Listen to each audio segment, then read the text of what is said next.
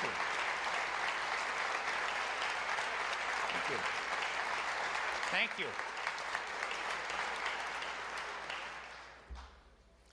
To 2013, I'm going to go through a number of legislative asks and other actions, and then I'm going to give you a roadmap on other activities we have going. And I'm going to start with the toughest thing first. I'm going to go jobs, people, and good government again. But I'm going to start with the toughest single issue that I think will hopefully be before us, but we're going to get it done. It's called our roads. As we know, and it's not just roads, it's bridges, it's rail, it's harbors. So please don't misunderstand me, but I'm going to talk in terms of roads. But it's that famous statement. I've done hundreds of town halls in Michigan, and I've asked the question, does anyone in Michigan like our roads? I've not seen any hands go up after 100-plus town halls. It's time to do something, folks. We need to invest more in our roads. And to put it in a simple sense, it's time. I talked about it last year. I want to move ahead in asking in good partnership to say, let's do something to put more resources into our roads and redo our road distribution formula, both ends of the equation, both the sources coming in and how we use those dollars. Now, the tough question is if you get to the question of, we need more dollars for roads, what does that actually mean? Well, again, you know I'm a CPA. I actually believe this is a package, a program to save us money. This is not about costing us money. This is about saving us money and building for the future. So let me walk through the steps. If you look at it, we need to invest at the state level $1 billion to $1.2 billion more a year. I also want to provide for a local option for an additional couple $100 million of additional revenue. And these are really user fees. When I say additional revenue, let's be blunt. These are about user fees. You got a car, you're using the roads. You buy gas, you're using the roads. So it's about user fee increases to pay for this. And what's the numbers? Again, if you stop and look to say it's an annual amount of roughly $1 billion, where would we be in 10 years with this and without it? With this, you can say, well, we're putting up $1 billion a year for 10 years. That's $10 billion. I can do the math on that. Well, we've done some analysis to say, what would our bill be if we didn't spend that $1 billion a year? Well, that bill's in the range of $25 billion. $25 billion. So this is just like looking at the question of, do you get oil changes on a regular basis and do you pay for that, or do you wait for an engine rebuild? So by investing that money on a consistent basis over the next 10 years, it will save us more than $15 billion. That's gigantic. That's the first step, but it only gets better. What's the next thing that would happen if we invested those dollars? One of the problems and one of the reasons we see our citizens so upset is they're incurring, besides getting their additional dental bills from being bounced around, they have additional car repair bills. So what we did is we looked at the average car repair expense in Michigan compared to the 4 surrounding states. On average, we spend $81 more per vehicle than the surrounding states do. Now, that $1 billion that I said we would need equates to about $120 a year per vehicle, and that varies depending on your usage, how much you drive, and the value of your vehicle. So that $120, there's potentially $80 of offset right there. But wait, there's more. If we invest that $1 billion a year, it will create over 12,000 jobs in Michigan. That's a lot of jobs, folks. That helps the economy a lot. And the last one is, and there's no price you can put on this, and I want to ask you a question. How many people here know someone that has lost their life in a car accident? Raise your hand. Think about it for a second, but I bet most of us know someone that lost their life in a car accident. If we do this, we've done some work to say that we would save nearly 100 lives a year. 100 lives a year each year. There's no price you can put on that. So if you step back and look at this, it's an opportunity to say, let's just do the right thing and invest in our roads, keep our citizens safer, create jobs, and have us save a whole lot of money and not stick our kids with a big bill. So I encourage people to work hard on this, and I want to give a shout out to Senator Khan, who stepped up to be a leader on this issue. And I encourage other legislators to step forward to join Senator Khan in moving this forward.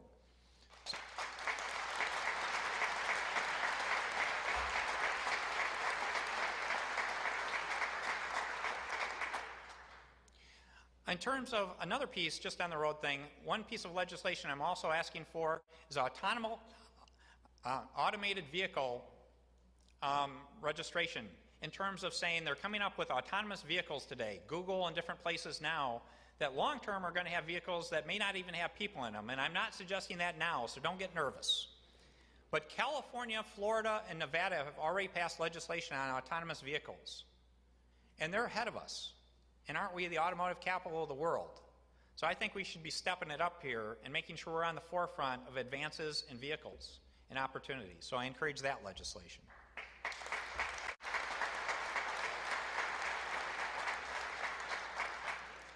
Now, I'm going to talk about something that's talking about schools and kids, but I have it under jobs.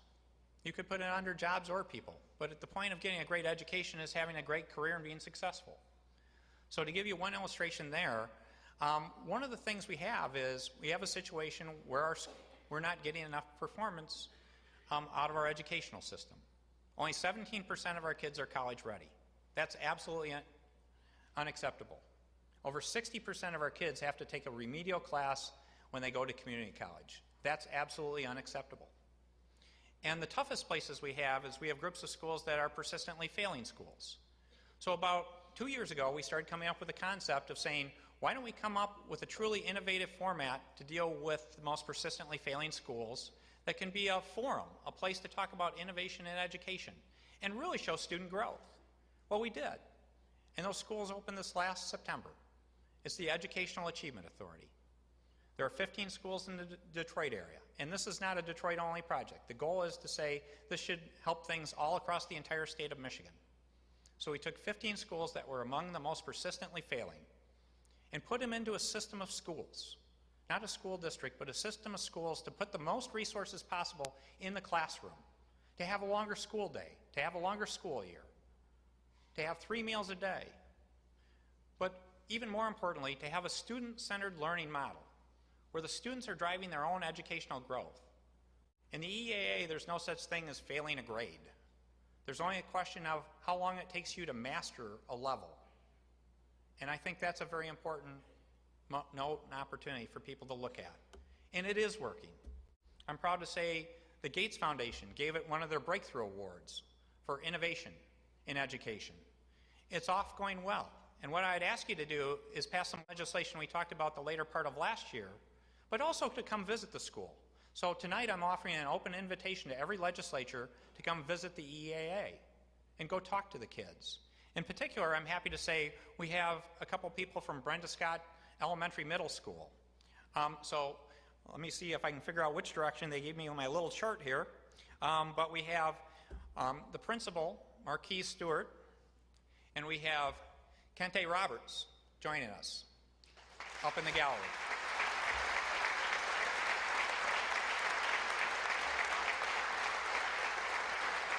Thank you. Now, in terms of Kente, and I just want to share a little bit, if it's okay, Kente, is he was a challenged student in terms of both behavior and performance in the classroom. He got into the EAA.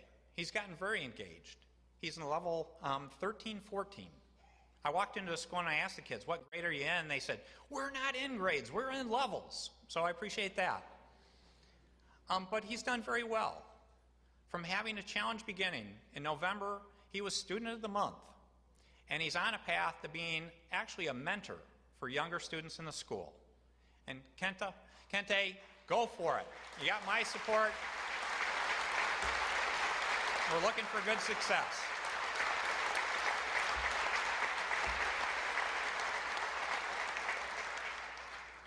Budget-related items, and I'm not going to go into the budget details, but I'm going to tell you these are things that we will have in the budget that we think should be a priority for attention.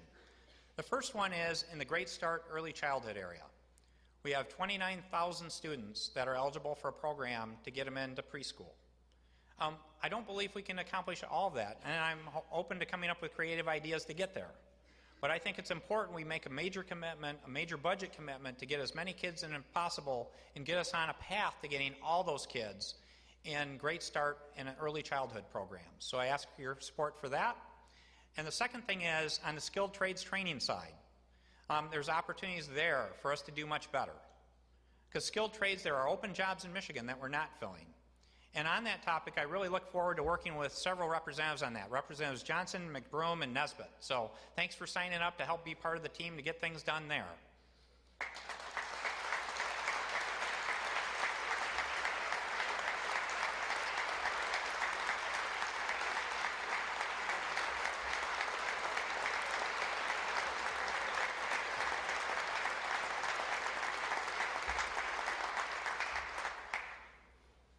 And I have to apologize. I got one shout out on education I missed, but I don't want to say it's not the least, because it is really important. And I want to thank two legislators who've been huge on the EA, but all our education reform. And that's Lisa Lyons and Phil Pavlo. So thank you for your fine work on that. Thanks, Phil. People. Insurance reforms is the first category. And there are 2 or 3 items here. One is simple. We should go back and do Blue Cross Blue Shield. And I hope that's something we can take up early, get done, and move forward, because it's really preparing us for the healthcare marketplace of the future. The second area is about auto insurance. If you step back, and before I talk about the specifics, let me set the stage on auto insurance in Michigan.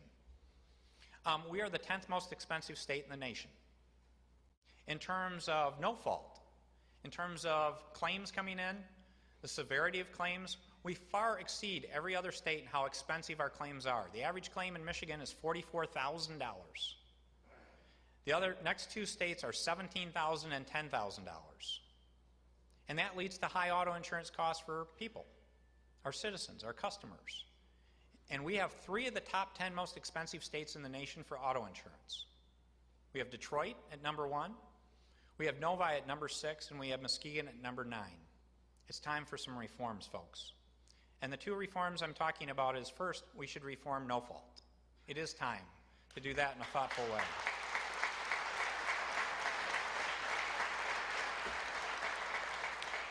The second one is in the area of insurance fraud. We should create an insurance fraud authority to address issues there that we can bring benefits to our citizens. So both those things I really encourage people to work on. Also in the insurance area, the insurance industry and the financial service industries continue to be more and more important in Michigan. And because of that, I've signed an executive order to create the Department of Insurance and Financial Services. And I think it's a great opportunity, and I know we have a great director in Kevin Clinton all ready to go. So we're going to move that ahead and create a new there, because it will lead to more and better jobs in Michigan. So Kevin, get going.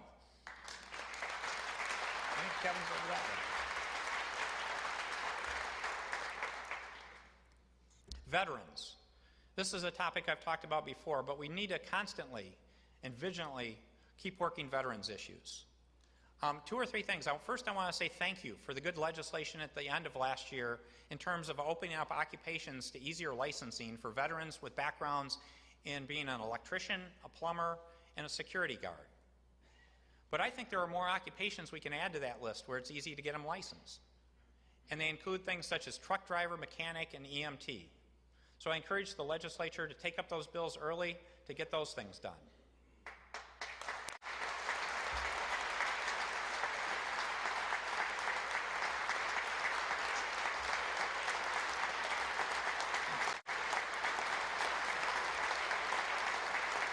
Thank you.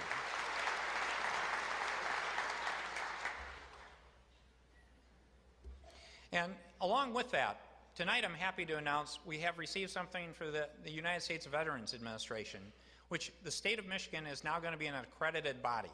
And what does that mean? Well, we've got great veteran service organizations in terms of people participating in that, in terms of the American Legion, the Purple Heart Association, the Vietnam Veterans, Veterans of Foreign Wars, many good people out doing that work, but now we can work with them better. We can collaborate better, we can partner with them better, we can prosecute more and better claims for veterans in terms of benefits. So it's a major achievement, and it was a good hard work, and I want to thank all the people that made that happen. But I also want to recognize the veterans organizations we have here today. So if you'd take a stand so we could recognize you. Thank you. I thank you.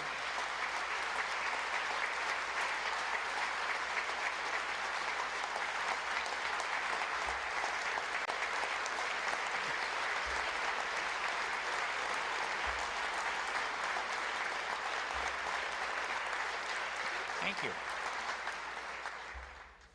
And in terms of that, it's been part of the Department of Military and Veterans Affairs, and it deserves more attention. So we're going to create a new agency by the end of the week, the Veterans Affairs Agency, to really step forward and consolidate work and do better work for veterans. So we are staying focused on this, and we are going to show better results.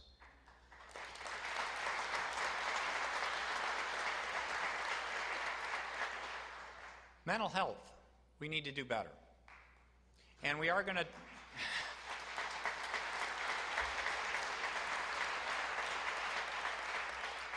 we started investing in that, and we've done some good work with mental health courts. But the issue is we should be doing more to help people before they show up before a judge. So what I'm saying is we need to work together in partnership. We'll put additional budget resources towards, but we need to partner on coming up with great demonstration projects on how to engage mental health issues more effectively, get communities more involved, create more public-private partnerships, and take care of people that deserve better attention that will benefit all of us. So let's work on mental health.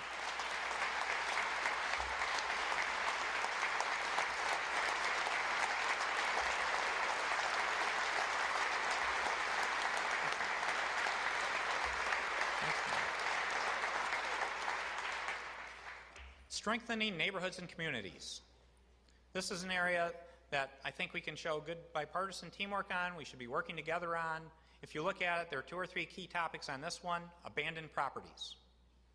I'm going to ask for legislation to deal with slumlords and people taking advantage of people that are buying properties, not paying their taxes, not taking care of people renting these properties the right way. We need to stand up and do something about that. It's not right. The second area is metal recycling. In terms of taking valuable metals in the sales process, we need to do something in that field because that's an abuse that's taking place not just in neighborhoods but statewide in terms of stepping forward. And we need to work on even more on the public safety front. We made a major initiative in the past, but it was never a one-year initiative. It's going to take multiple years working consistently to do that. So I think there's a need for even more troopers. There's a need for even more resources, and I'm going to call for new legislation for a next-generation 9/11 system so we can do a better job on public safety. And in terms of these efforts, I really look forward to partnering with Senator Smith, Representative Ananak, and Stallworth in terms of being partners and stepping up to get some stuff done. So how about working on this issue together?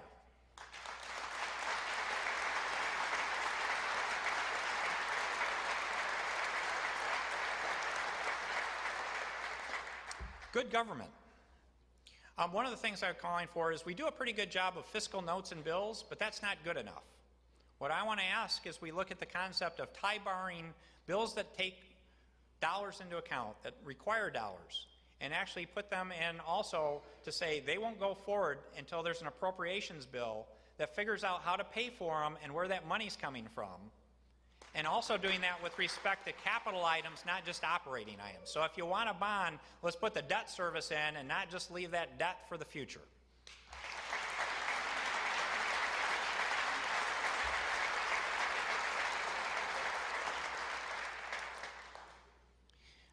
In terms of transparency and openness, I'm looking to partner with Secretary of State Ruth Johnson, working together on that area. There are a number of things we can do there. Ruth has come forward with some great ideas on online voter registration. We should be looking at in-person, no-reason absentee voting when you have photo ID. We should be looking at reporting requirements for campaigns. We should be looking at campaign limits. And we should be looking at local election administration. So I'm looking forward to working with the Secretary of State on a good package of things to jump on this area.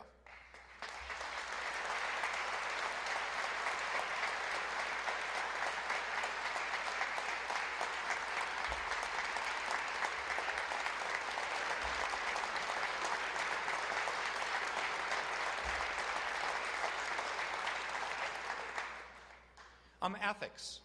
We need to do additional work on conflict of interest rules for state and local government. We need to look at those in terms of lobbying. We need to look at them in terms of the procurement process, the purchasing process, how we better deal with those things. And it's important we look at ways to be more effective there. I also want to give a shout out to our Attorney General Bill Schuette. He's been very vigilant in these things, and one of the achievements he did this last year going after things that weren't right was the mortgage settlement. So thank you for your hard work on that effort, Bill.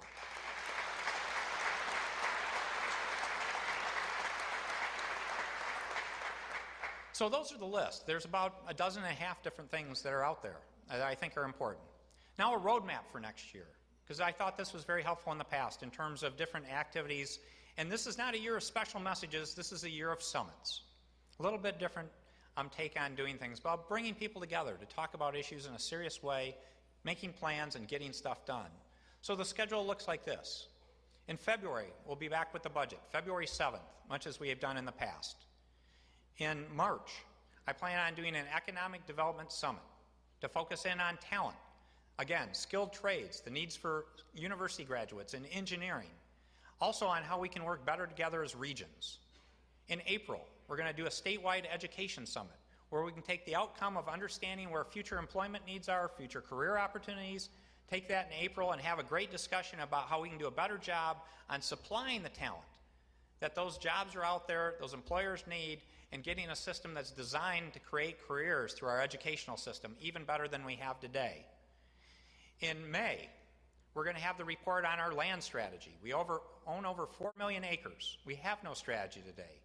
We need to have one, and we're going to get that done. In June, I was proud to be elected co-chair of the Great Lakes Governors Council, and what we're going to be doing, and I've already invited the other governors and premiers, is hopefully we'll be holding a session on Mackinac Island, bringing the Great Lakes governors and premiers together to talk about how we can do more to protect, enhance, and benefit the Great Lakes of our wonderful state, which we all love. So that's important.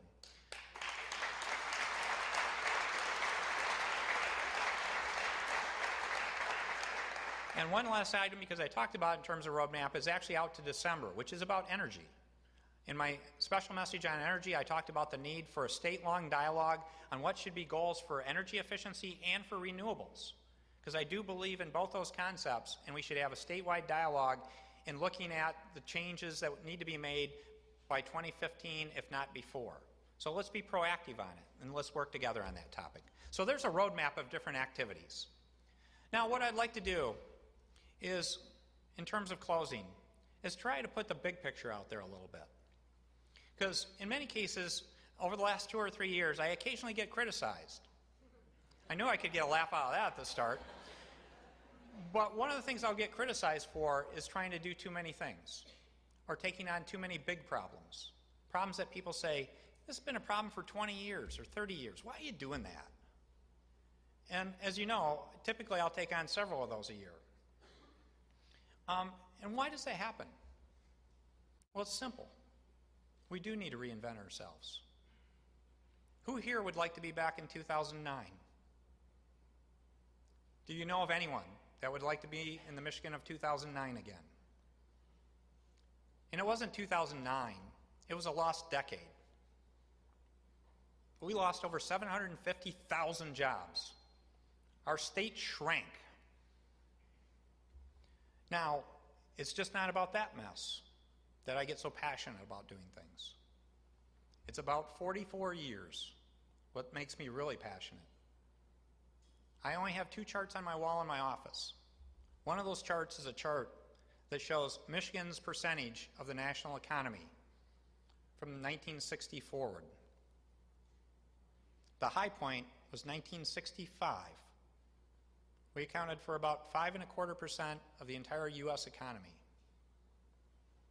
That chart, that line, it has some ups and downs, but it goes downhill for 44 years until 2009. It ends up just a hair above 2.5%.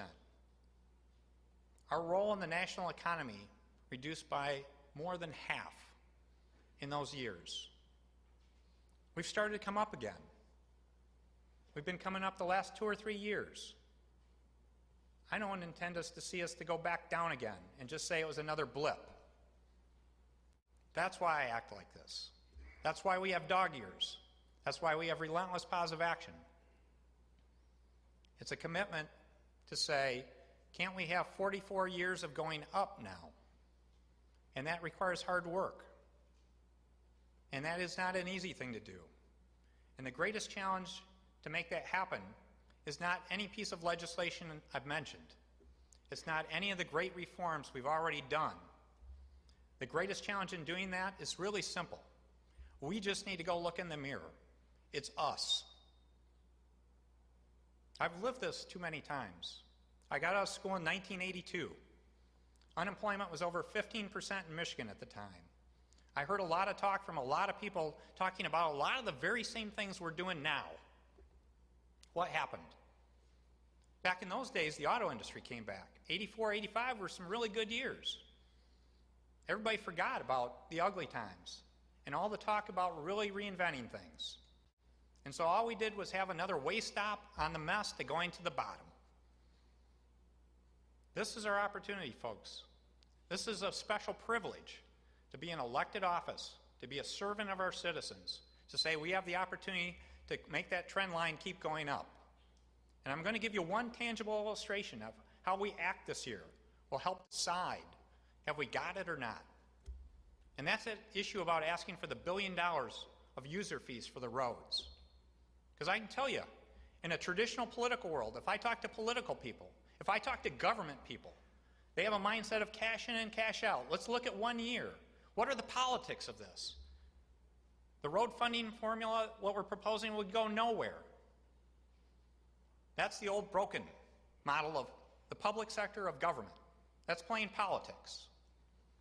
If we step back for a minute and said we're a family of 10 million people, and we're sitting around the kitchen table, and we're saying what's right for our future, and we sit there and say, we've got a chance to make payments over the next 10 years that would save us 1.5 times what we're otherwise going to have to pay. And we can save lives. And we cannot stick our kids with a big bill. This is a no-brainer. This is common sense. Every family in Michigan would decide to do the road project. That's something we need to think hard about. So we can decide how long we want to argue about it, how political we want to make it, or we can just use some common sense and get it done. Because, again, if you step back and look, we're not here for us. It's an honor and privilege to be elected. And we're here to serve 10 million people that are counting on us. So let's get the job done. So this is our opportunity.